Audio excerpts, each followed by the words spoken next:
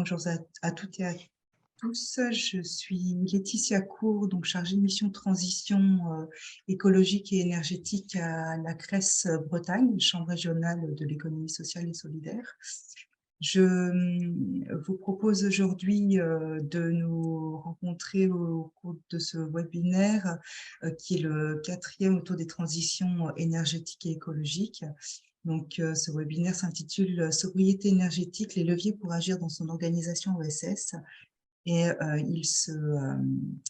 il est conçu donc en partenariat avec l'équipe de Breizalec que je remercie ici.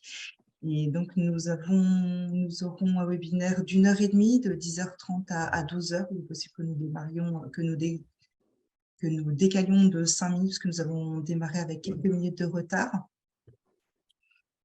Si vous avez un souci, n'hésitez pas à nous mettre des informations dans le chat si vous avez des questions.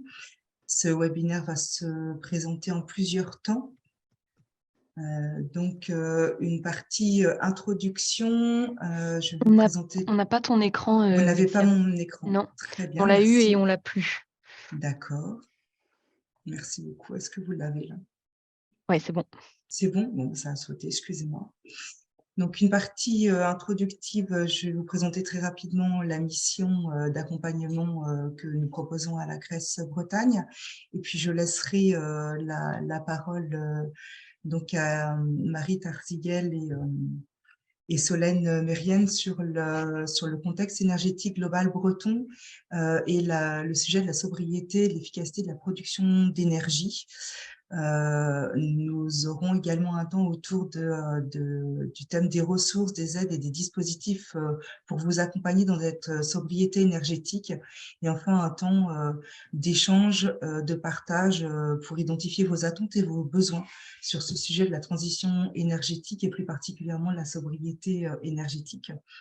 Donc, je vais rapidement vous présenter ma mission d'accompagnement et puis je laisserai la parole à Marie et à Solène de Breizalec par la suite. Alors, est-ce que vous avez mon écran? Vous le recevez bien?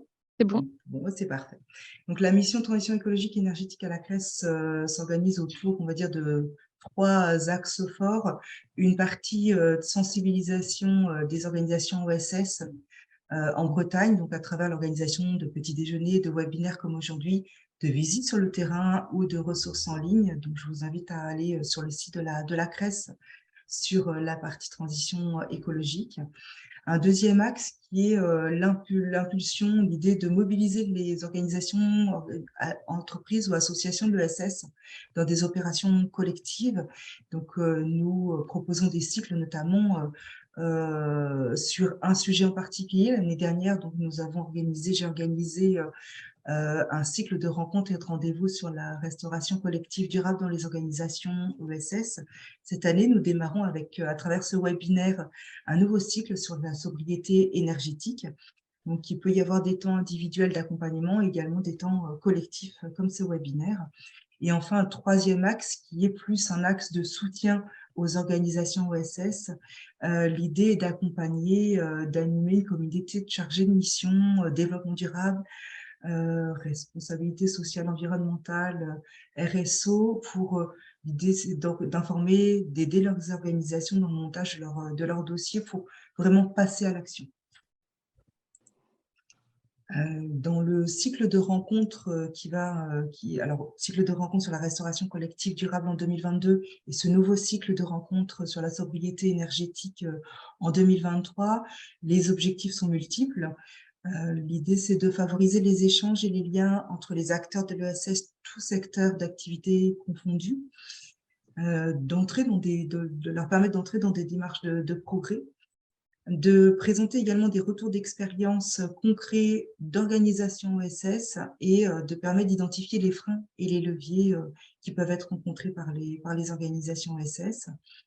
De faire connaître également les ressources et les réseaux d'acteurs en lien avec la transition écologique et énergétique. Et enfin, peut-être de manière plus transversale, d'informer sur le cadre réglementaire et les dispositifs d'accompagnement sur lesquels vous pouvez vous appuyer pour concrètement entrer dans la transition énergétique et écologique. Je vous projette simplement là le retour sur le cycle de rencontre 2022.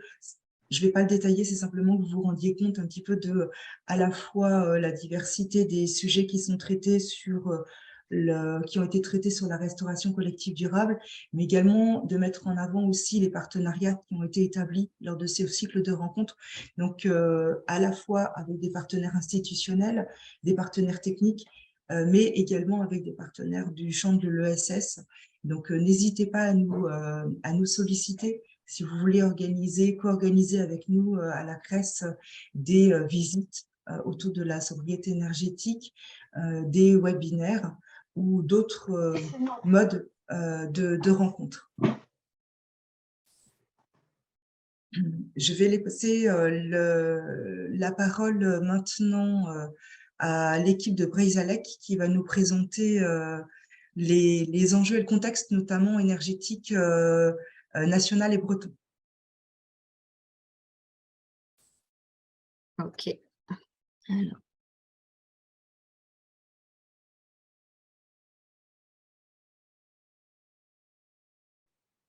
Alors du coup, bonjour à tous. On est donc Marie et Solène, on est toutes les deux coordinatrices à Breizalec, donc une association bretonne. Et donc l'objectif de la matinée, là, à l'invitation de Laetitia pour la Grèce, c'était de prendre un temps ensemble pour voilà, et vous donner quelques clés sur ce dont on parle précisément quand on parle sobriété énergétique. On a beaucoup entendu parler de sobriété cet hiver.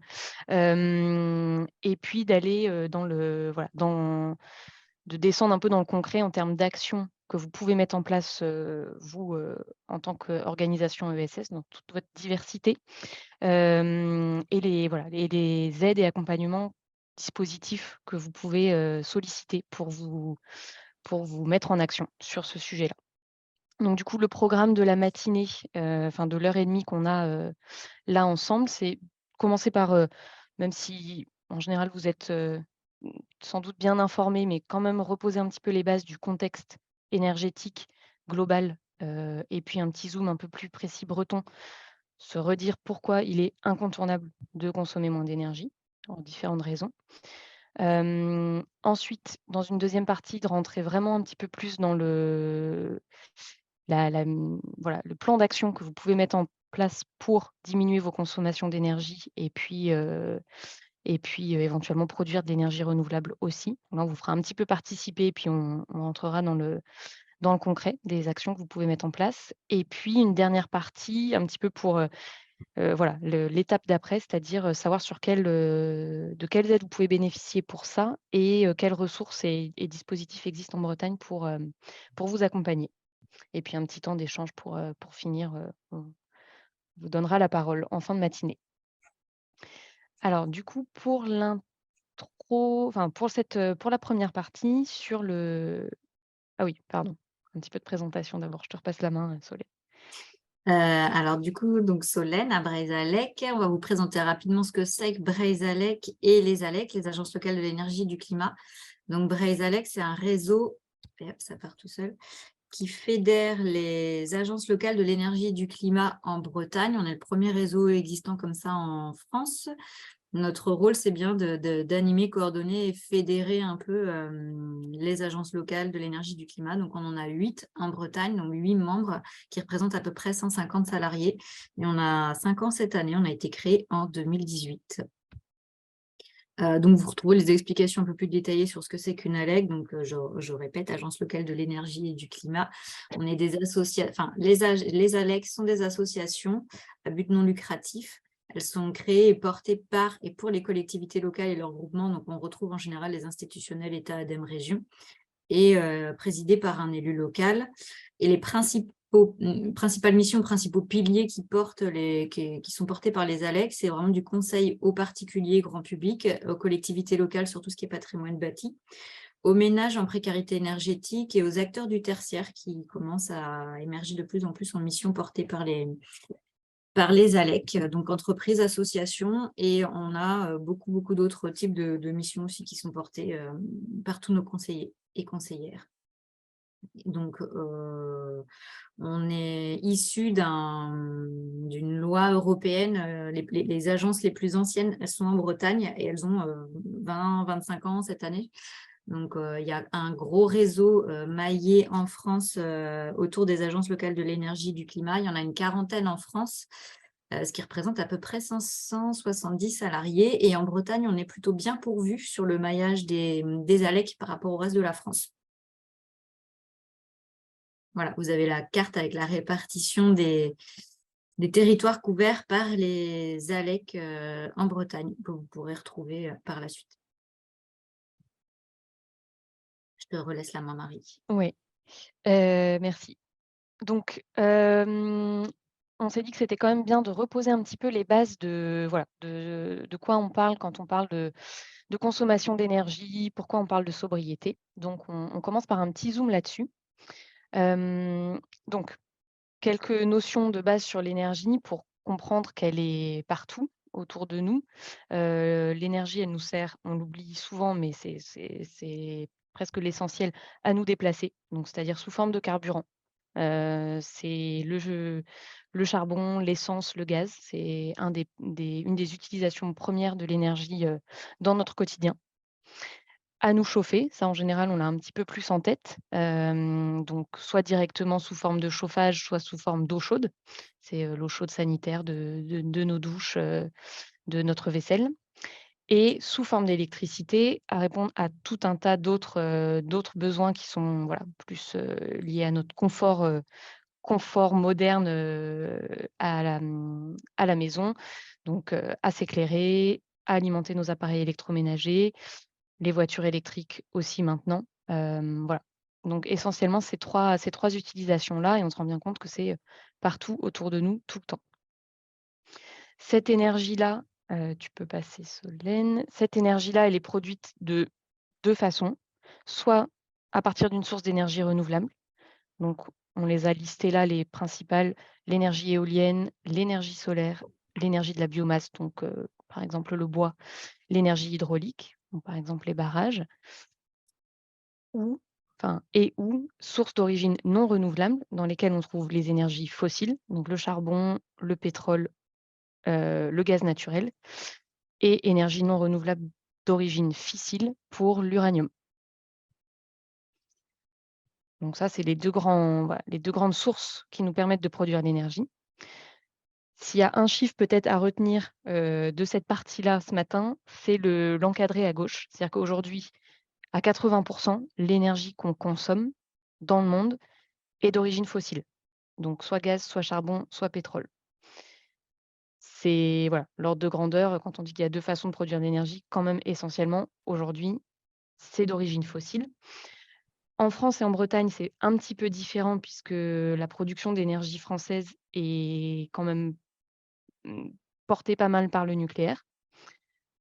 Néanmoins, on a quand même toujours 50% de l'énergie consommée qui est d'origine fossile. Donc on le voit plutôt en bas, le pétrole, le gaz naturel, le charbon. Une partie nucléaire, donc qui est quand même assez importante en France, et dans la partie verte à droite, la partie plutôt renouvelable.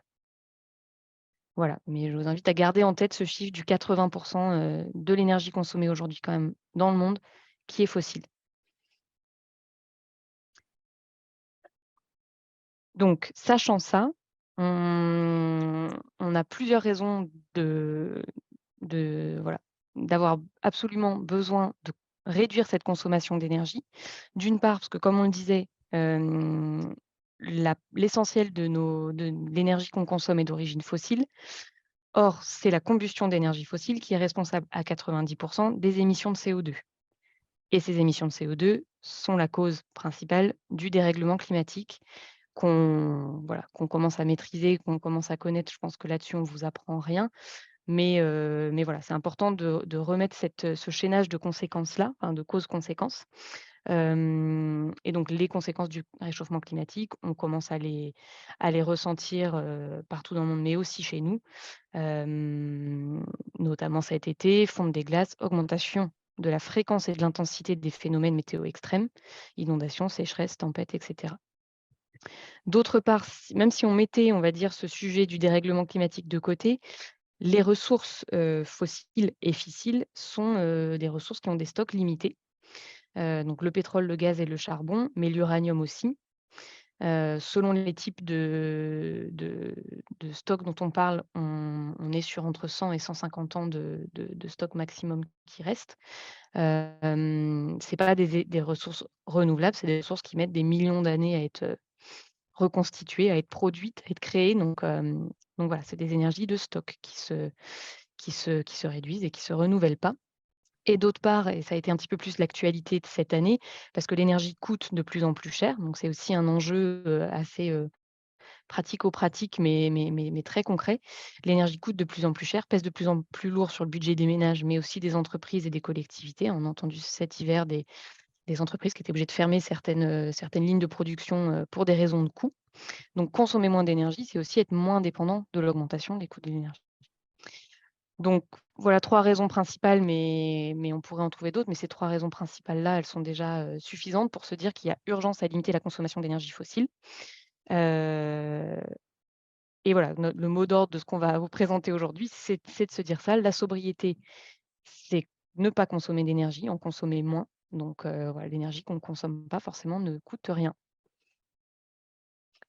Et donc pour vous mettre un petit peu, avant de passer à la partie un petit peu plus concrète, dans les agences locales de l'énergie et du climat, on se base beaucoup sur ce plan d'action-là, donc qui est un scénario, qui a été mis en œuvre par, l'association Négawatt, dont on a un petit peu entendu parler aussi, cet hiver, puisqu'ils ont voilà, ils travaillent à faire de la prospective sur des scénarios qui permettent d'envisager de couvrir nos besoins énergétiques uniquement par des énergies renouvelables.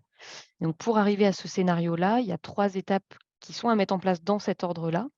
Premièrement, sobriété. Donc la sobriété qui a été un petit peu, des fois, qu'on a mis un peu à toutes les sauces cet hiver. La sobriété, c'est vraiment limiter la consommation d'énergie, c'est-à-dire réduire ses consommations, réduire ses besoins, en énergie. Donc c'est vraiment, par exemple, éteindre la lumière. Donc par exemple, éteindre les vitrines la nuit, ou dans les gares, ou éteindre les écrans, de pub qu'on commence à voir un petit peu fleurir partout, limiter l'étalement urbain, réduire les emballages et cetera. C'est vraiment consommer moins. C'est souvent confondu avec le deuxième volet qui est en dessous, qui est l'efficacité, qui vient en complément, mais qui doit venir plutôt dans la réflexion après. C'est-à-dire pour le même besoin, par exemple besoin de s'éclairer, le faire de façon plus efficace, par exemple avec des LED ou pour atteindre la même température, utiliser un moyen de chauffage, qui consomme moins d'énergie. Donc voilà, on a d'autres exemples, isoler les bâtiments, améliorer le rendement des appareils électriques et cetera. Mais ça c'est souvent des solutions un petit peu plus techniques, un petit peu plus technologiques et ça doit venir après dans la réflexion qui doit commencer plutôt, par le premier volet sobriété. Et enfin le troisième volet, pour se passer des énergies fossiles, il faut plutôt produire le reste d'énergie qu'on a besoin, qu'on aura toujours besoin de produire par des renouvelables. Donc énergie renouvelable, on l'a vu tout à l'heure, solaire, éolien, hydraulique, ou biomasse. On n'en parlera pas beaucoup aujourd'hui, mais on vous donnera quelques billes aussi quand même sur ce volet-là. Alors, donc on repasse à cette partie-là, comment maîtriser et gérer sa consommation d'énergie. Où on propose quelques pistes. Vous en avez déjà dégagé pas mal. Et ce qu'on peut remarquer, en fait, c'est que on est confronté, nous, dans nos métiers aussi, et dans les agences locales, sur l'accompagnement. On est vraiment sur l'accompagnement au changement et l'accompagnement à la transition, en fait. Et ça fait des années qu'on accompagne les différents publics, que ce soit le grand public ou les collectivités, sur ce changement et cette transition. Et on voit que c'est long, que ça prend du temps. C'est quelque chose qui n'est pas facile, et que le changement fait peur, en fait. Et donc, on s'est un peu spécialisé sur cet accompagnement au changement auprès des différents publics, sur justement un peu les aider à faire cette transition dans cette transition énergétique. Et on voit que c'est un travail de long terme. qui commence à avoir beaucoup plus de communication ces dernières années avec l'accélération et tout ce qui est changement climatique, on en entend beaucoup plus parler. Mais c'est des travails d'accompagnement qui demandent beaucoup de patience. Donc, on vous a remis les principales étapes ici. Alors, on est vraiment là sur la partie sobriété. Comme l'expliquait Marie, on est sur tout ce qui ne nécessite pas de financement. On n'est pas sur des travaux, on est bien sur des actions. Donc, actions qui ne nécessitent pas forcément de l'achat. Donc, on peut agir sur les usages. Donc, déjà, apprendre à les connaître pour pouvoir les maîtriser et les réduire. Dans cette deuxième étape, donc après tout ce qu'on appelle la sobriété, donc agir sur le bâti et les équipements, où là, on est plus dans une phase d'achat, où il y a un coût.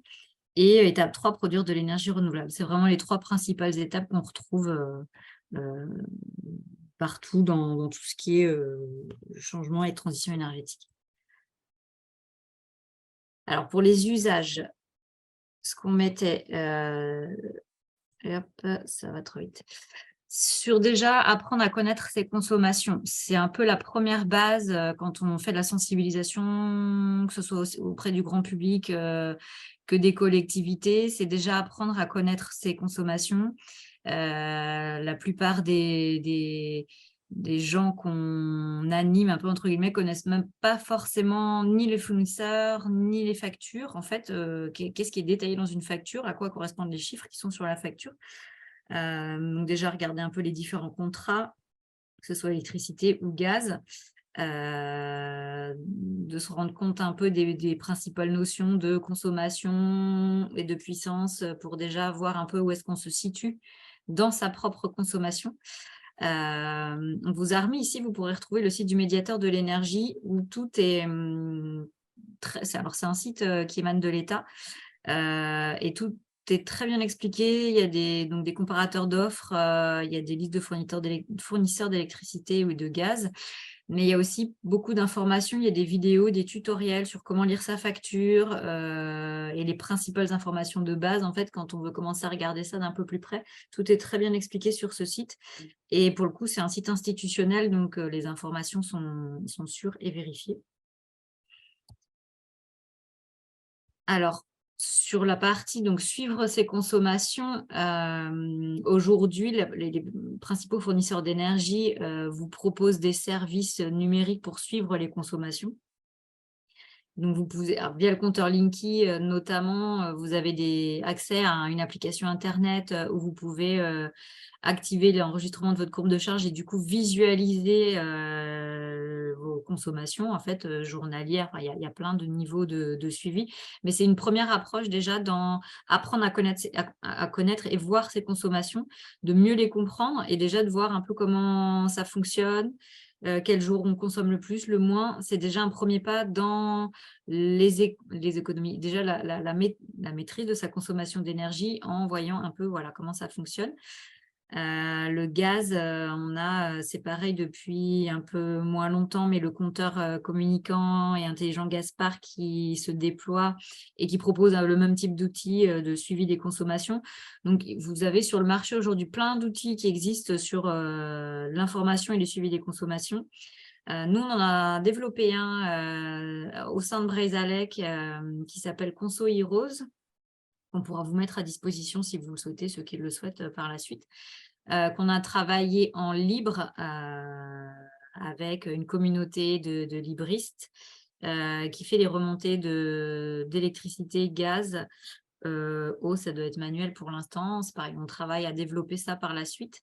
Mais voilà, donc et on a des outils à vous mettre à disposition aussi sur comment appréhender ses consommations, comment apprendre à les connaître, comment comprendre sa facture sous ces notions de consommation et de puissance sur l'électricité, gaz et les différentes thématiques liées à l'énergie. Alors, là, on vous a remis, alors c'est un exemple pour l'hôtellerie sur la répartition des consommations. C'est pareil, on a plein de chiffres qu'on pourra vous renvoyer. C'était pour vous montrer un peu la répartition telle que vous l'aviez déjà un peu vu dans le travail sur les post-it, c'est que c'est bien le chauffage qui a la part la plus importante dans la répartition des consommations. Alors, dans cet exemple de l'hôtellerie, on a ensuite l'eau chaude sanitaire, l'éclairage, la climatisation, le froid et donc tous les autres usages. Donc ça, c'est vraiment sur cette catégorie-là de bâti. Après, on pourra, si vous souhaitez avoir plus de détails aussi sur tout ce qui est patrimoine communal, type bâti, mairie ou salle de sport. Et dans le logement privé également, la répartition n'est pas forcément exactement la même. Mais le chauffage, c'est quand même, dans pratiquement tous les types de bâtiments, le poste le plus consommateur. Donc, selon le type d'énergie que vous avez sur le chauffage, que ce soit de l'électricité, du gaz ou autre, vous voyez la part que ça peut prendre sur la facture également par la suite. Quand votre chauffage n'est pas adapté, votre système de chauffage n'est pas adapté, que votre bâti est ancien et mal isolé, ça peut vite faire flamber les factures. Et enfin, on est donc là sur la partie vraiment sobriété. On vous a remis rapidement des éco-gestes simples et peu coûteux qui peuvent être mis en place rapidement. Alors, c'est pareil, on a beaucoup de documentation là-dessus qu'on pourra faire suivre par la suite. Sur le principal poste de dépense, donc tout ce qui est chauffage, régler et programmer les thermostats selon l'occupation des lieux, les robinets thermostatiques ou radiateurs électriques avec des températures de consigne selon l'usage dans les pièces, c'est déjà un gros palier d'économie. Dans les gros bâtiments tertiaires ou bâtiments communaux qu'on a l'habitude de suivre, on voit qu'il y a c'est une proportion d'économie qui est assez facile à réaliser parce que déjà se rendre compte de la consommation, du réglage des températures et juste faire ces réglages-là, il y a un gros talon de consommation qui est réalisable, rien que sur cette partie réglage. Sur les appareils électriques, donc faire la chasse aux veilles, on en a beaucoup parlé aussi ces derniers temps sur les veilles cachées ou consommations cachées sur tous les appareils qui restent en veille et qui, une fois même branchés, continuent à consommer. Donc le but, c'est vraiment de tout couper en utilisant des multiprises interrupteurs. Il y a aussi beaucoup d'autres appareils maintenant connectés qui existent pour couper tout d'un coup sur les appareils.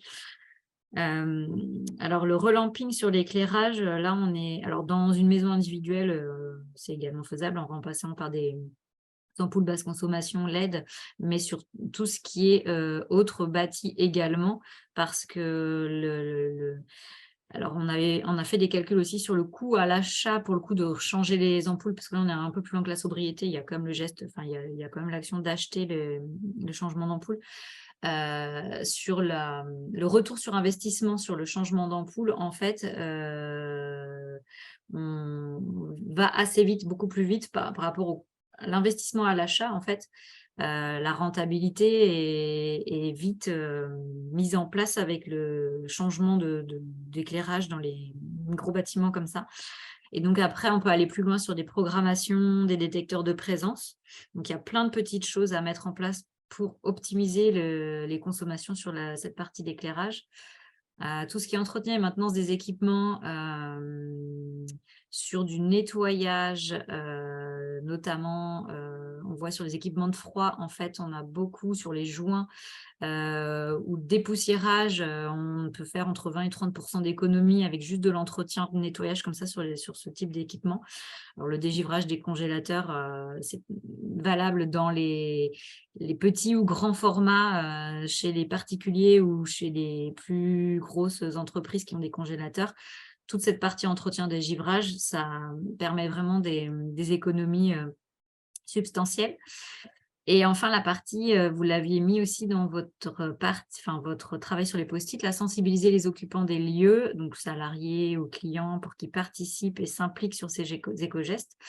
Donc, on ne pourra pas tout détailler ici, mais les ALEC en local ont de nombreux outils d'animation. Ça fait des années qu'on anime des actions, des opérations en lien avec les collectivités sur le sujet. et de plus en plus, du coup, sur le tertiaire aujourd'hui. Donc, on a un petit panel d'outils qu'on peut mettre à disposition sur cette sensibilisation sur les occupants des lieux.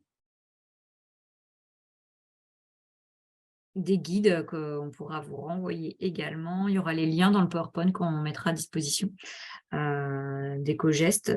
Et sur le site des agences locales, vous avez aussi souvent des choses qui sont déclinées. Je pense à l'Agence locale de l'énergie du climat du Pays de Rennes, qui a beaucoup travaillé sur son site internet et qui a beaucoup de documentation et de bases de support sur tout ce qui est EcoGeste.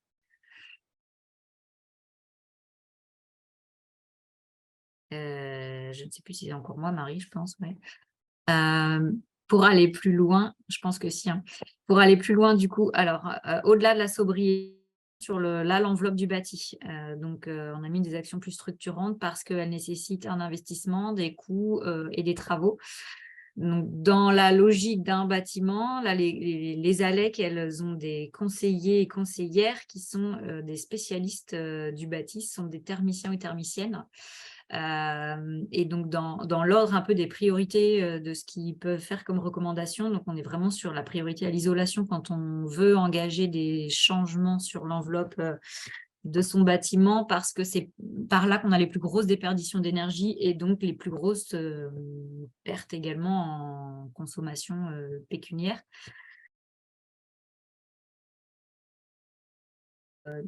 Auquel on ne pense pas forcément, mais qui représente 20-30% des consommations sur un bâti. Donc, il y a quand même des consommations très importantes quand il est soit pas présent, parce que ça existe encore souvent, soit mal réglé. Donc, c'est une partie qui est à ne pas négliger quand on s'engage dans les travaux. Et on a mis pour finir un choix d'équipement de production de chaleur adapté. Donc ça, c'est pareil, les conseillers et conseillères dans les agences peuvent aider sur devis, comme ils ont l'habitude de le faire, en fait, à structurer en fait, le dimensionnement aussi d'équipements comme ça quand il y a des travaux qui doivent être engagés.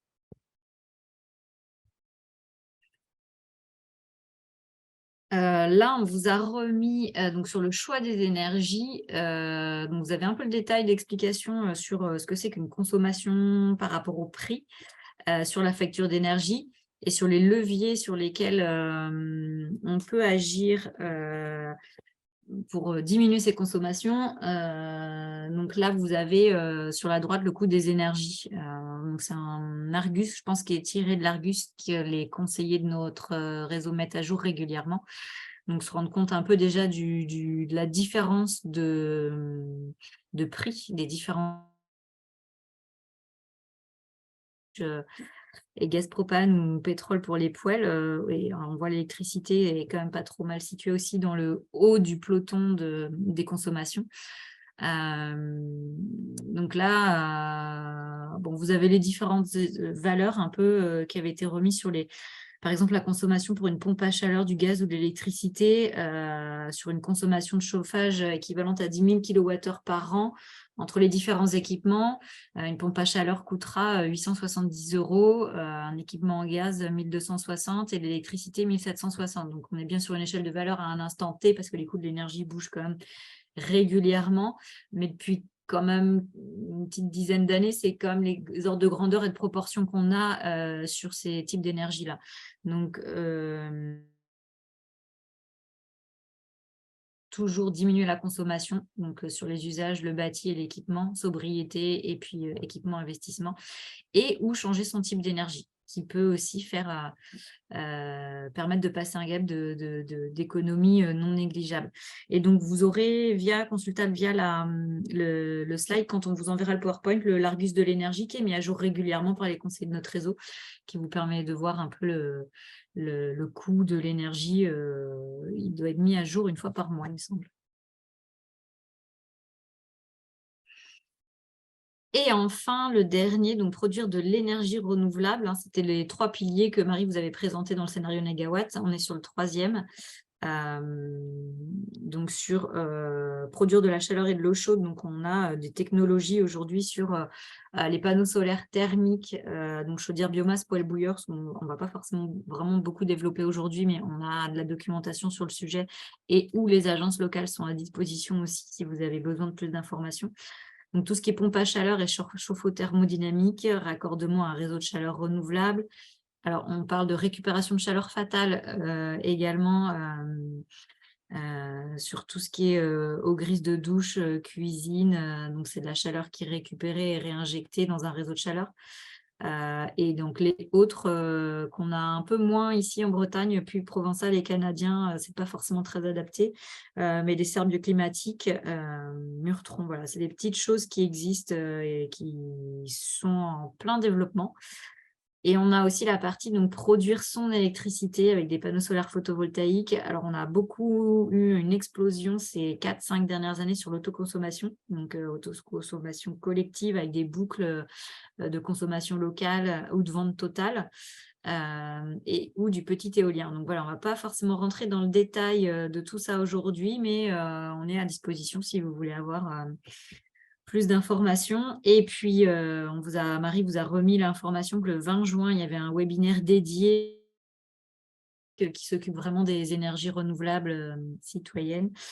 Donc, si le sujet vous intéresse, vous pourrez revenir le 20 juin, vous renseigner sur le sujet plus dans le détail. Voilà, je te laisse la main, Marie.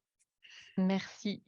Donc là, on va rentrer un petit peu plus dans le comment on se fait accompagner, et comment on finance toutes ces actions-là que Solène vient de détailler, de la plus petite qui coûte rien, à des choses plus engageantes. Donc l'idée, c'est vraiment de, heu, balayer, enfin de vous donner un peu un panorama des aides. Hem, il y en a enfin voilà, si ça peut être un peu touffu, et l'idée, c'est de finir, justement par vous remettre un peu les contacts vers les ALEC puisque l'idée, c'est aussi, que le réseau, il est là pour ça, pour vous accompagner aussi, à savoir à quelles aides vous avez le droit. Donc pour commencer, on a juste fait un petit zoom parce qu'on en a pas mal entendu parler cet hiver sur les aides ponctuelles, c'est-à-dire ce qu'on appelait le bouclier tarifaire. Tu peux passer si ça marche. Voilà, sur, bon, pourquoi l'énergie est devenue si chère, en particulier là cet hiver, même si on est de toute façon sur une tendance, de fond, à l'augmentation. Il y a quand même eu un contexte très particulier, ces derniers mois. Une reprise de l'activité post-Covid, assez voilà, assez marquée, donc une demande importante, en énergie avec des difficultés d'approvisionnement, de matières premières. Hem Notamment enfin, par chez nous, mais partout, avec des répercussions partout dans le monde liées à la guerre en Ukraine. Il a fallu se tourner vers d'autres sources d'énergie, alors qu'on est fortement dépendant de ces importations-là. En France, si on zoome un petit peu sur la France, on a eu aussi, pour des raisons de maintenance, la mise à l'arrêt de plusieurs centrales nucléaires cet été. Donc bref, tout ça nous a fait un cocktail un peu explosif avec une flambée du prix de l'énergie. Ça, c'était un peu le contexte 2022-23 qu'on continue encore à sentir. Donc face à ça, il y a eu, la mise en œuvre d'aides ponctuelles par l'État. Donc voilà, tu peux passer, le bouclier, enfin voilà, ce qu'on appelle le bouclier tarifaire. On vous le remet, quand même au cas où vous soyez concernés. Donc plutôt pour les petites entreprises, très petites entreprises et puis PME, il y a une démarche unique qui permettait de bénéficier soit de ce qu'on appelait le bouclier tarifaire, soit l'amortisseur électricité, qui permettait voilà, de limiter un peu la hausse du prix de l'électricité, à un certain pourcentage. Donc il faut répondre à certaines conditions. Donc là, on avait laissé ces slides parce qu'on ne savait pas trop en face de nous qui vous êtes et le type de structure que vous gérez. Mais voilà, on s'était dit que c'était quand même bien de vous le remettre au moins dans une slide que vous pourrez retrouver, par la suite. Donc après, c'est selon les offres auxquelles on en parlait tout à l'heure, déjà connaître son fournisseur et savoir à quelle offre on souscrit. C'est intéressant parce qu'il y a des offres au tarif réglementé qui ont pu être particulièrement bien, cadrées là, dans le cadre du bouclier tarifaire et des offres qui sont hors tarif réglementé, donc c'est-à-dire des offres au prix du marché qui là se sont beaucoup plus envolées, ont été mises en place. C'est vrai que c'est plus compliqué de réglementer, des offres de marché, mais voilà, donc il y a eu différentes aides, un bouclier tarifaire et amortisseur électricité, ça c'est un petit peu plus pour les structures un peu plus grandes. Hem, Tu peux passer. Au-delà de la on va dire de la mise sous cloche un peu de l'augmentation des tarifs, il y a d'autres aides qui ont été mises en œuvre par l'État. Donc vous retrouvez tout ça, on a remis tous les liens, hein, dans la slide. C'est-à-dire des aides pour payer les factures. Une fois que la facture, est quand même, émise, si vous avez eu une augmentation, vraiment importante d'au moins 50, il y a une possibilité de demander une aide pour ce paiement. Heu, donc ça se retrouve sur le site, du gouvernement sur la page des impôts.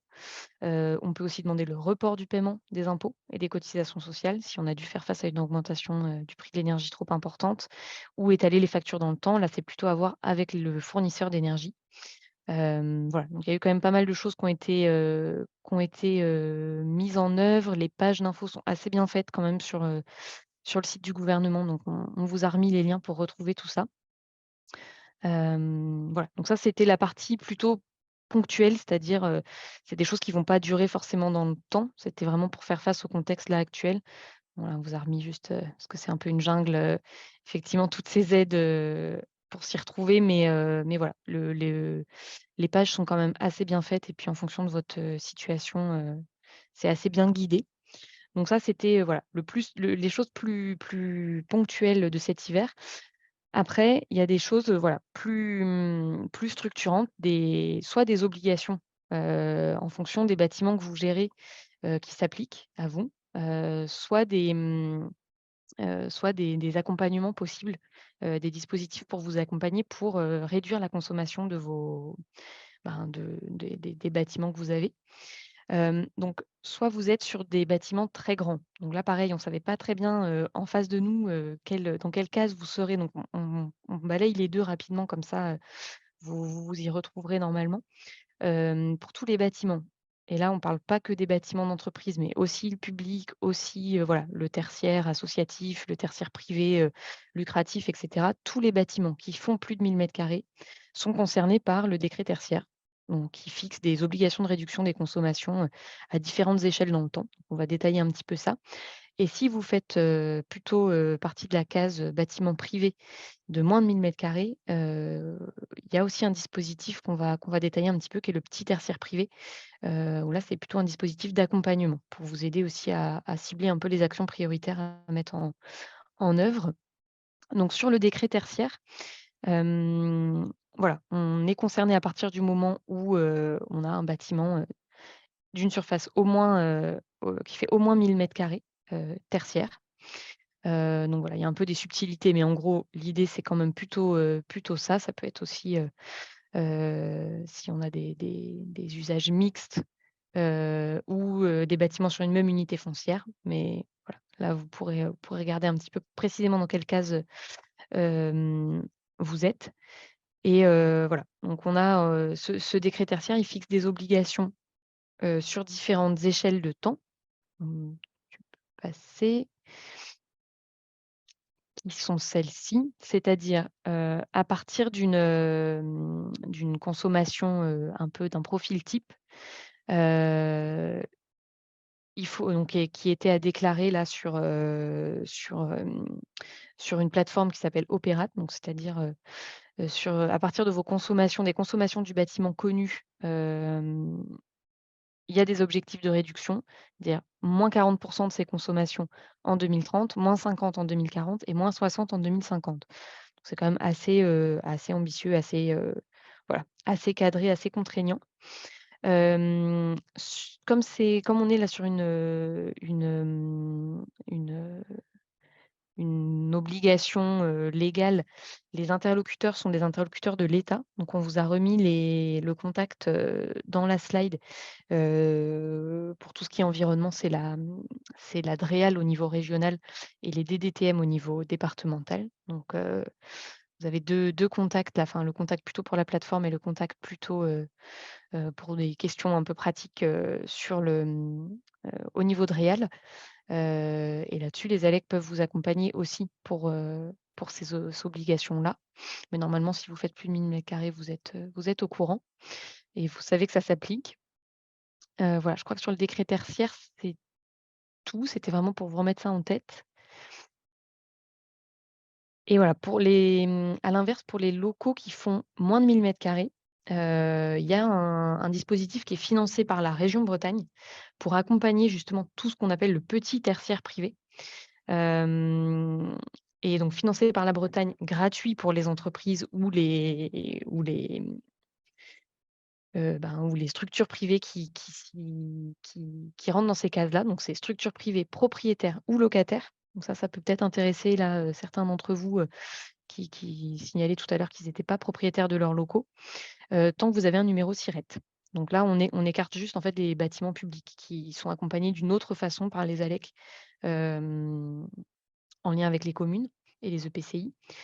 Et voilà, et dans le cadre de ce dispositif-là, l'accompagnement va, regrouper un peu tout ce qu'on détaillait tout à l'heure, tout ce que Solène détaillait un peu, c'est-à-dire qu'est-ce qu'on peut mettre en place pour améliorer le bâtiment ou les usages du bâtiment qui permettent de réduire les consommations. Donc cet accompagnement-là, tu peux passer. Cet accompagnement-là qui peut vous aider à voir un peu à cibler les priorités. Heu, il est mis en œuvre sur les territoires où il y a une ALEC ou un EPCI qui met en œuvre ce dispositif, donc c'est pas forcément partout. Mais là où il est disponible, ça voilà, ça comporte un peu ce mode opératoire-là, c'est-à-dire une visite sur site avec la personne qui peut vous accompagner, un état des lieux justement de, la qualité de l'isolation du bâti, la performance des systèmes d'éclairage, de chauffage et cetera. Une évaluation énergétique, des propositions de travaux avec une estimation des coûts d'investissement et voilà et des économies que vous pouvez faire et puis un récapitulatif des aides financières, même si on va en voir quelques-unes rapidement après, avec des collègues qui sont mieux calés que que nous pour, voilà, pour cibler vraiment avec vous les aides financières et je vois la question, combien coûte cet accompagnement? Il est gratuit pour les structures. En fait, il est gratuit pour les structures parce qu'il est pris en charge par la région. C'est un dispositif qui est financé, donc qui financent soit les ALEC, soit les EPCI, pour mettre en œuvre cet accompagnement-là, mais qui est gratuit pour les structures. Alors voilà, après rapidement quelques aides, l'idée c'est pas de vous noyer, c'est plutôt de vous montrer qu'il existe plein de choses, pour faire financer ces travaux-là. Mais l'idéal, c'est de se faire accompagner quand même là-dessus par ALEC ou EPCI, pour vraiment cibler, vous, les aides que vous pouvez, dont vous pouvez bénéficier, mais quand même, on les détaille un petit peu. Il y a le crédit d'impôt, donc là pour plutôt les entreprises, hein, TPE ou PME. Heu, Crédit d'impôt sur des travaux en fait, hein, de rénovation de bâtiments, que vous soyez, propriétaire ou locataire des bâtiments. Donc pour plein de types de travaux, on disait tout à l'heure l'isolation, la mise en place de systèmes de chauffage plus performants, plus économes en énergie, type, chauffe-eau solaire, pompe à chaleur, la ventilation, on disait tout à l'heure, hein, la VMC, c'est un poste important quand même d'économie d'énergie. Hem, donc simple flux, double flux, le raccordement à un réseau de chaleur s'il en existe un, type de chaudière biomasse et cetera. Donc là, ça peut vous permettre de faire prendre en charge, enfin d'économiser, donc il faut être imposé bien sûr, mais ça permet voilà, d'avoir un crédit d'impôt sur, jusqu'à 30 des dépenses engagées dans la limite de 25 000 €. Donc voilà, ça c'est on y pense souvent pour les particuliers, mais voilà, c'est aussi le cas pour les entreprises, ces crédits d'impôt pour les structures privées.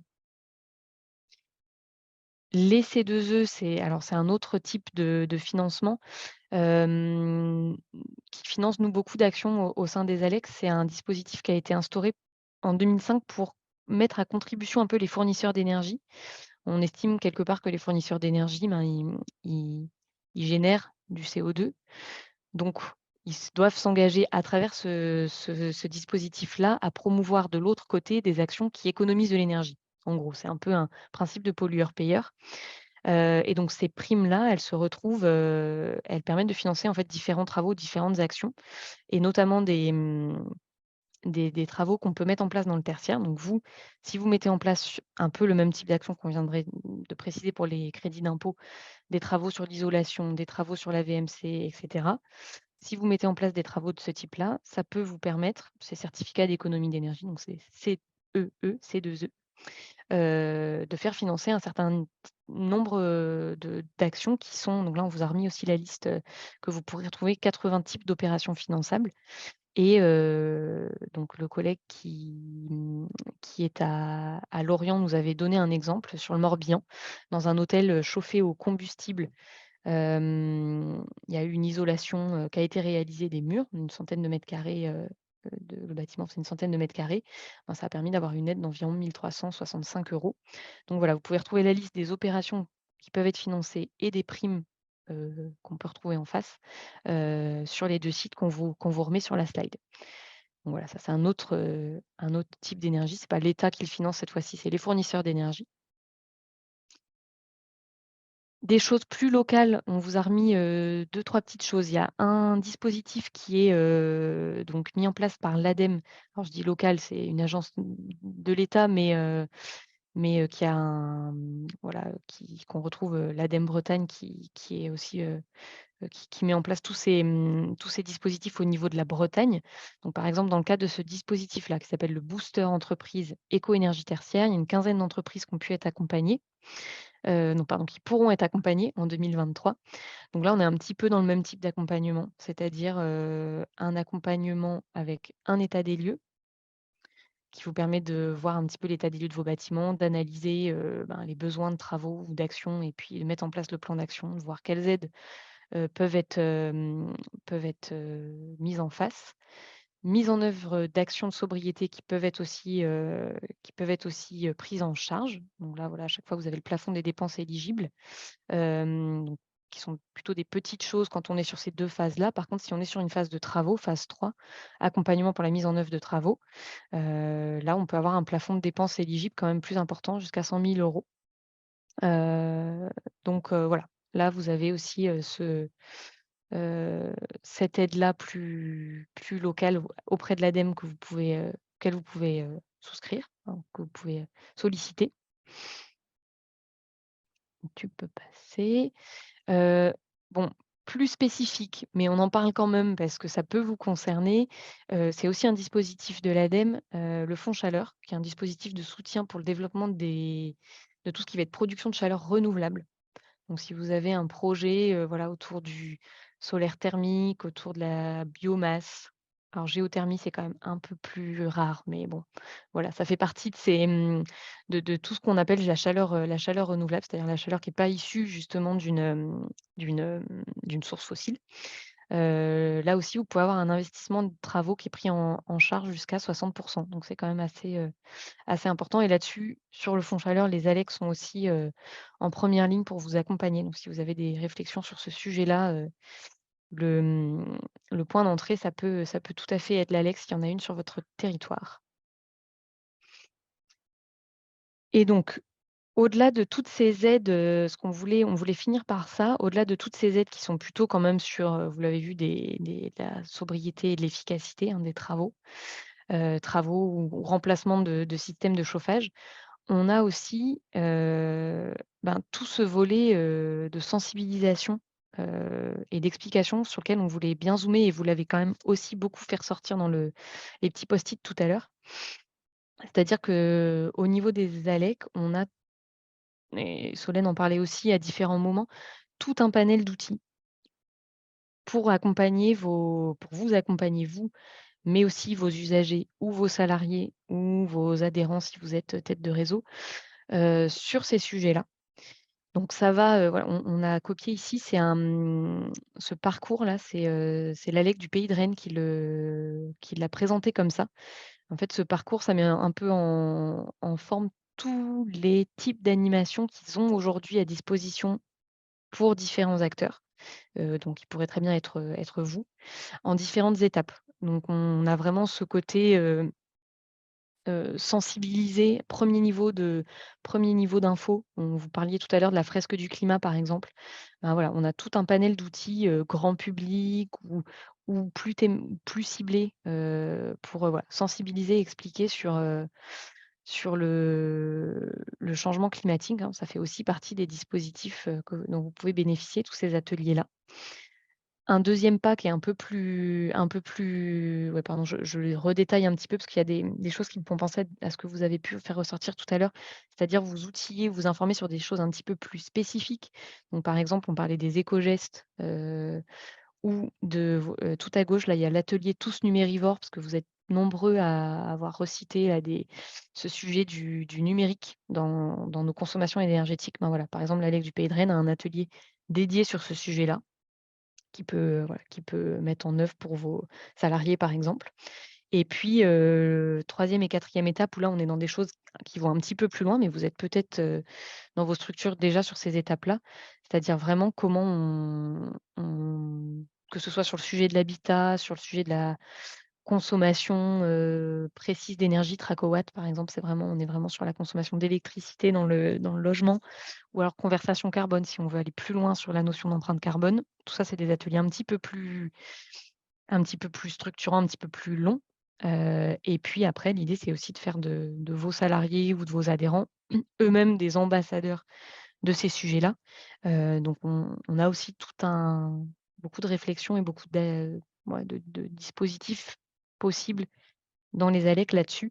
C'est-à-dire vraiment vous accompagner dans former des bénévoles ou former des ambassadeurs au sein de vos structures. Et je te repasse la main, je crois, pour cette slide suivante. Ouais, alors rapidement, parce que c'est juste remettre la carte de la localisation des ALEC, parce qu'on n'en a donc pas sur tous les territoires, mais comme ça, vous pouvez voir où est-ce qu'elles sont situées, celles qui vous concernent ou vous intéresseraient sur vos territoires, et ça avance tout seul, encore une fois. Et voilà, donc justement, on avait superposé un peu les deux cartes avec la carte de votre réseau à vous, et comme ça pour voir un peu qui est sollicitable sur vos périmètres d'action à chacun, pour pouvoir contacter plus localement votre agence. Peut-être juste pour préciser, Solène, en fait, là, la carte que vous avez, c'est la carte des pôles ESS sur les territoires. Donc, c'est pas forcément le D'accord. réseau ou votre fédération par secteur, mais en tous les cas, là, c'est superposé avec la liste des 18 pôles ESS en Bretagne. Voilà, petite Ok. précision supplémentaire. Puisque, évidemment, en fonction des réseaux Oui, ou des fédérations dans lesquelles vous êtes, vous avez d'autres antennes, vous, plus spécifiques à vos secteurs d'activité. oui, c'est vrai. Voilà, ça, c'était un peu le résumé, repartir avec ça. On a un tout petit peu dérapé le temps là, mais voilà, ce qu'on voulait vraiment ce matin, c'était que vous repartiez avec ces 4 idées-là, 4 notions-là. Voilà, la réduction des consommations d'énergie, qui est incontournable, essentielle. Qui a des aides d'urgence qui existent pour faire face à la flambée des prix. Alors je ne sais pas à quel point ça vous impacte, mais en tout cas, on trouvait que c'était important quand même de le rappeler parce qu'il y a eu un peu ce goulet là d'étranglement cet hiver pour quand même beaucoup de structures. Dans le plus long terme, il y a de nombreuses solutions qui existent pour réduire ces consommations, des plus simples et gratuites, comme les éco-gestes, aux plus engageantes, comme les travaux d'isolation. Et il y a des dispositifs, des aides, des structures qui existent pour vous accompagner dans vos démarches. Et donc nous, notamment, bien sûr, le réseau des ALEC qu'on vous représentait. Donc même si on a dérapé, on arrive quand même au temps des questions. On vous laisse, donc on vous enverra bien sûr, enfin Laetitia, on te Oui, aura je le vais, PowerPoint, donc Oui, merci beaucoup. Je vais repartager mon écran peut-être. Merci en tous les cas. Je pense que c'est effectivement, on voit bien la diversité des possibles pour se faire accompagner. Hein, et on le redit, vous avez des interlocuteurs sur vos territoires que sont les ALEC et puis Breizalec qui est donc la tête de réseau. Hein, si je ne m'abuse, est-ce que on peut utiliser ce terme-là des ALEC en Bretagne? Donc, n'hésitez pas, s'il n'y a pas d'interlocuteur, Alex, sur votre territoire, peut-être à prendre directement contact avec Solène et Marie. Je vois que Solène, Marie, tu hoches la tête, donc oui, oui. voilà, je pense que c'est important de le rappeler. Je vais vous remettre également pour la suite. Là, l'idée, c'était d'avoir un premier, comment dire, une première intervention pour lancer ce cycle sur la transition énergétique et je le redis tout le temps, mais avec un axe notamment sur la sobriété énergétique. Et vraiment vous permettre d'identifier effectivement des interlocuteurs sur lesquels vous pouvez vous appuyer, qui peuvent soit en direct vous apporter une expertise, soit vous orienter vers des structures qui elles-mêmes vont vous apporter une expertise ou un dispositif financier sur lequel vous allez pouvoir vous appuyer. J'ai remis dans le chat aussi, je le redis, à chaque rencontre sur la thématique de la transition énergétique et écologique. Pour les structures, il y a également le dispositif tremplin, qu'on soit une association ou une entreprise, hein, quel que soit son statut. Vous pouvez aussi solliciter des financements sur différents sujets, dont sur la transition énergétique. Pour les prochains rendez-vous sur la transition énergétique et écologique, alors je reviens un petit peu en arrière, il y a la rencontre du 31 mai pour ceux qui ont déjà participé ou qui souhaitent réfléchir à sensibiliser à l'alimentation durable dans son organisation ESS, et un cycle sur donc pour la suite du cycle sur la sobriété énergétique, nous l'avons un peu évoqué au cours de ce webinaire. Il y a plusieurs rencontres qui sont organisées. Donc, la rencontre du mardi 20 juin dont Solène a parlé, qui est sur le sujet de s'engager dans des projets d'énergie citoyenne. Hein. L'idée, c'est de pouvoir produire une partie de son énergie renouvelable. Donc, ça se fait en partenariat avec Breizalec et avec Enercop. Donc, Breizalec via Enedis. Et deux premiers niveaux, on va dire aussi d'information autour de la mobilité douce, avec la Fédération des usagers de la bicyclette. Donc, deux programmes sur lesquels aussi vous pouvez aller chercher soit de l'accompagnement, soit de l'ingénierie, soit du financement. Et l'idée de cette première rencontre aujourd'hui à travers ce webinaire, c'est vraiment d'identifier avec vous quels seraient vos besoins, vos attentes en termes de sujets, en termes de dispositifs, en termes de cycle de visites, de rencontres. Donc, je vais vous laisser la parole à partir de maintenant pour qu'on puisse penser à préciser de quelle structure vous venez pour qu'on comprenne bien aussi votre situation et votre contexte. Mais c'est vrai qu'on va se laisser, alors je suis désolée, il est midi, mais ceux qui peuvent rester, si on peut se prendre un petit quart d'heure pour échanger sur ce sujet-là, ça peut être très riche également. Voilà, donc je vais arrêter mon partage d'écran et je vais vous laisser intervenir. Vous pouvez évidemment lancer la vidéo et n'oubliez pas de réouvrir votre micro pour intervenir.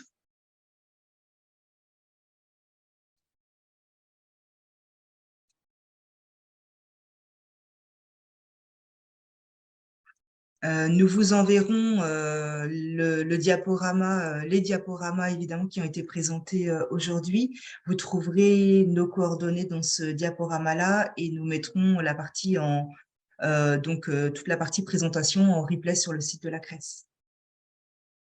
Alors, le plus difficile, c'est de lancer la première question.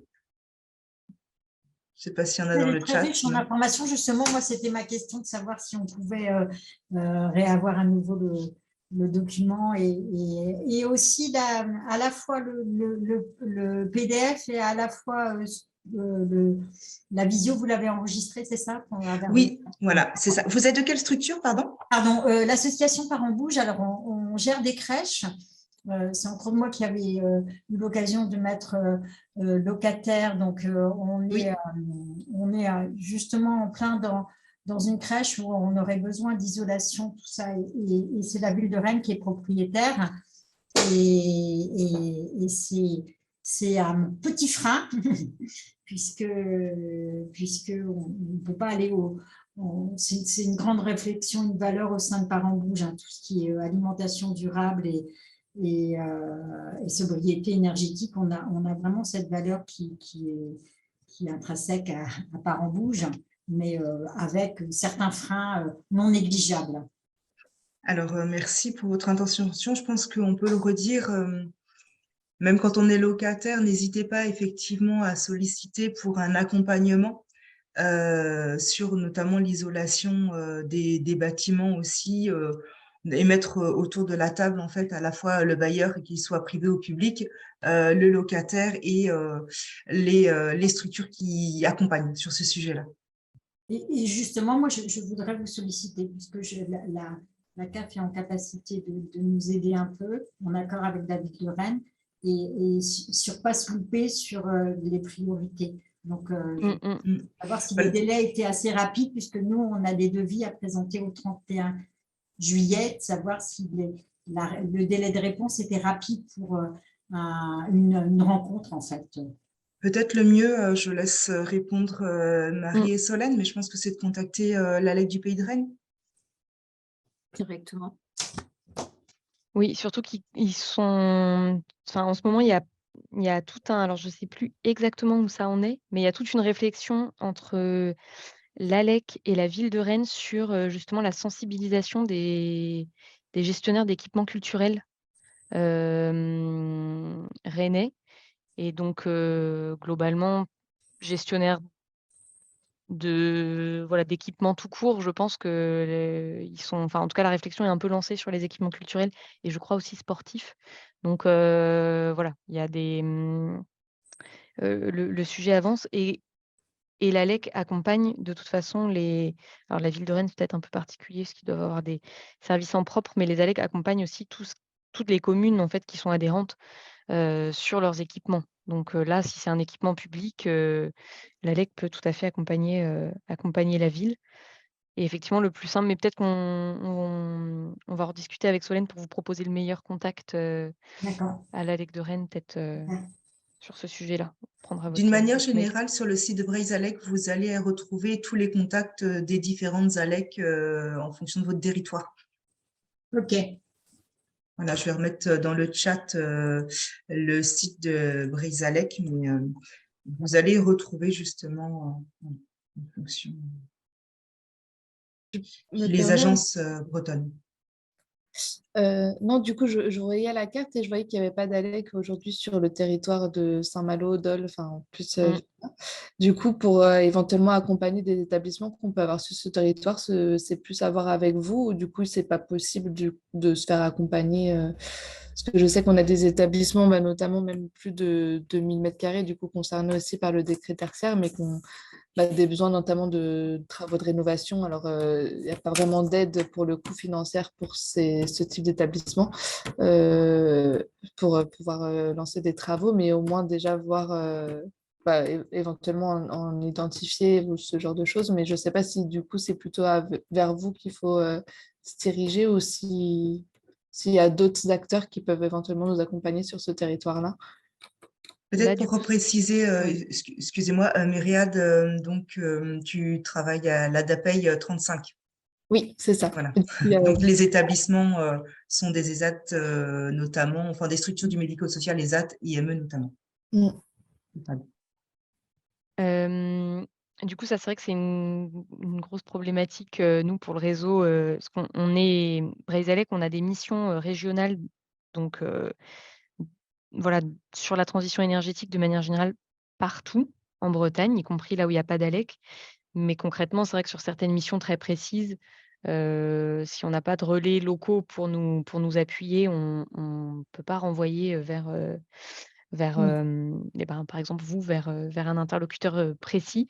Mais par contre, quand même, globalement, sur ce sujet-là, le contact avec, il faut que vous preniez contact avec l'EPCI. Alors, je ne sais pas, c'est Saint-Malo Agglo, ça Saint-Malo dépend Communauté. des établissements, agglomération.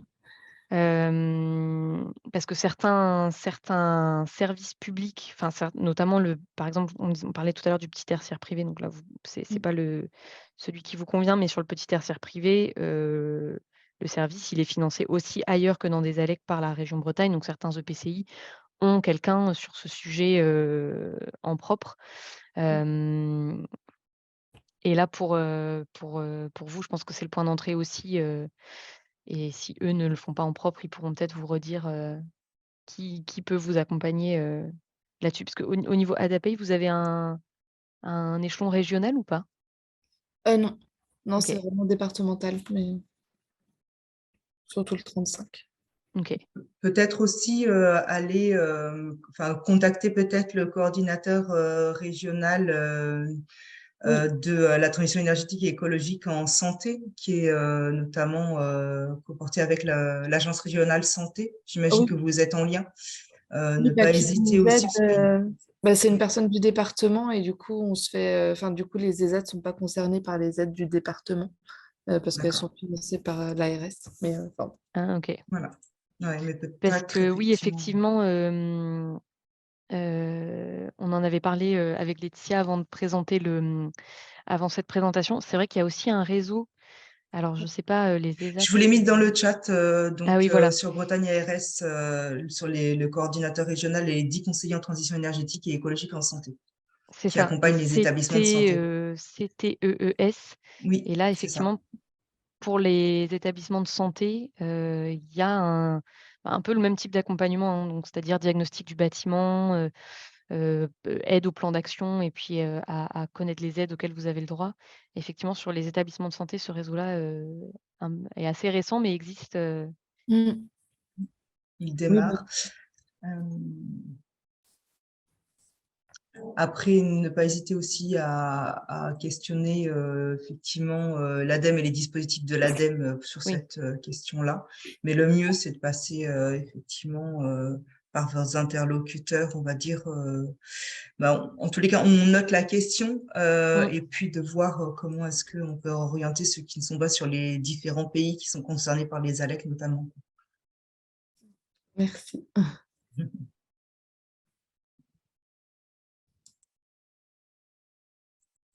Est-ce qu'il y a d'autres souhaits d'intervention sur des idées aussi de visite sur site, des propositions, des demandes, des besoins? Il y a une main Euh, levée, il y a une main levée depuis tout à l'heure là. Ah pardon, j'avais pas vu. Alors, Oui, écoutez, après, bonjour à vous. Je ne sais pas comment remettre mon. Enfin voilà, je vais rester comme ça.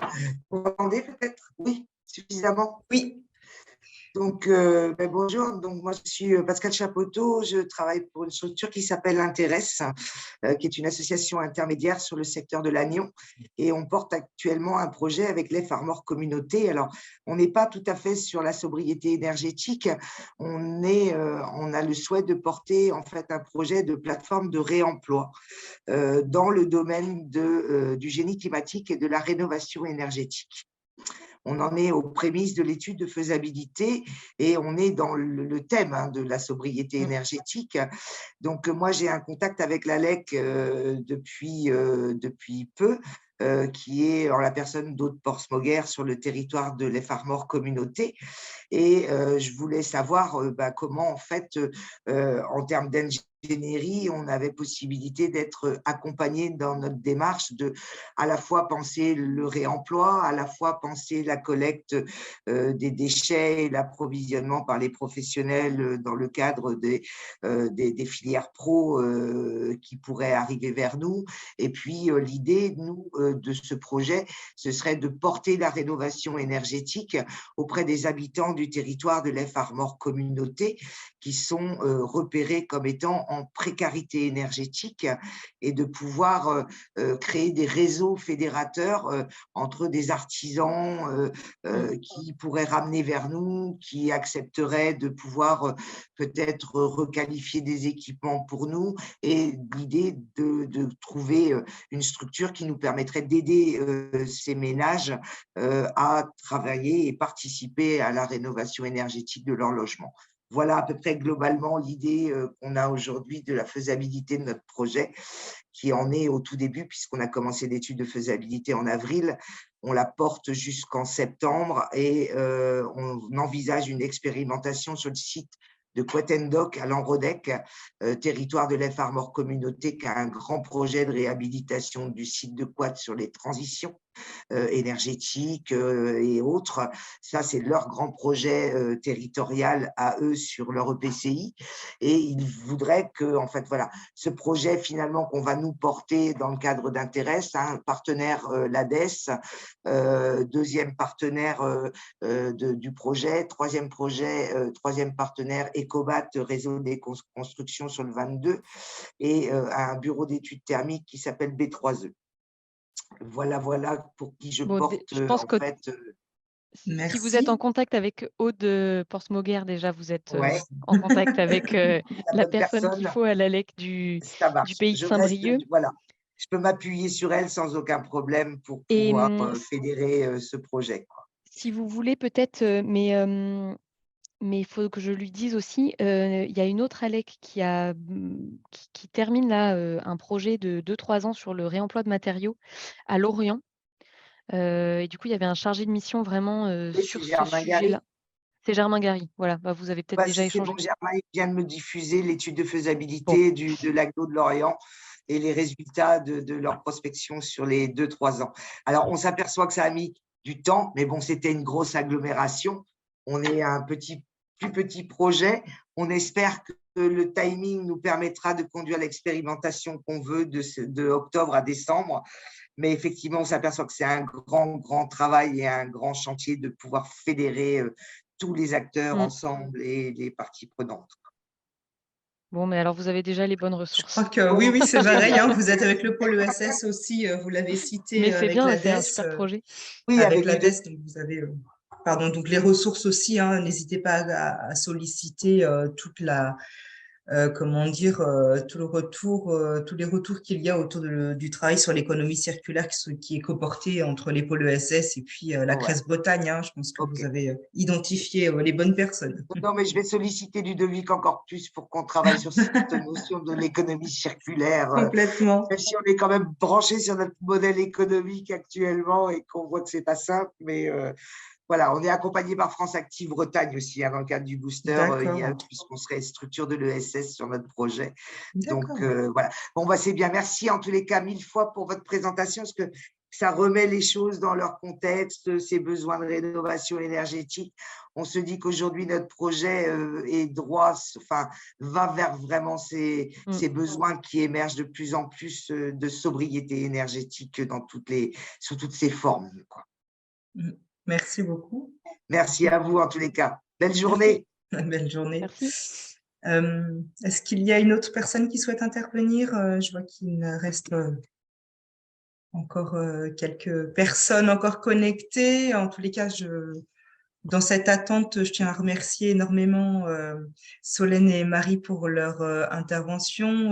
Nous avons imaginé effectivement cette intervention en tous les cas, nous avons échangé ensemble sur comment est-ce qu'on pouvait accompagner les organisations ESS sur le sujet ô combien important de la transition énergétique il y a maintenant plusieurs mois lorsque nous nous sommes rencontrés. Donc, je crois que il y a énormément de besoins qui sont aussi remontés depuis plus d'1 an que la mission transition énergétique et écologique existe à la CRES. Donc, vraiment, que ce soit aujourd'hui ou que ce soit à un autre moment, n'hésitez pas à nous faire remonter je le redis, mais des questions, des besoins, des attentes pour qu'on puisse ensemble vous proposer effectivement des pistes de solutions, des interlocuteurs et des acteurs vers lesquels vous tournez. Voilà, et j'ai gardé aussi l'idée de la MFR de Janzé autour du sujet de la gestion écologique, une gestion différenciée des espaces verts. Donc, pourquoi pas aussi un prochain sujet pour peut-être le printemps 2024. C'est quand même un petit peu mieux au printemps. Voilà. Et est-ce Merci à qu'on peut toutes et avoir à le tous. contact, juste peut-être le mail de la personne de Parents Bouge, juste dans le chat Oui, ou pour qu'on oui, puisse oui. Alors, je vous contacter? enverrai la liste des participants. Je vous renvoie la liste des participants Ouais, à OK. jour, de toute Super. façon, par rapport à ce que je vous avais déjà envoyé. Merci Super. encore. Je vois qu'il n'y a pas trop d'autres interventions. Excusez-nous pour les 15 minutes de retard. Mais merci beaucoup, en tous les cas, et nous vous souhaitons une très belle journée.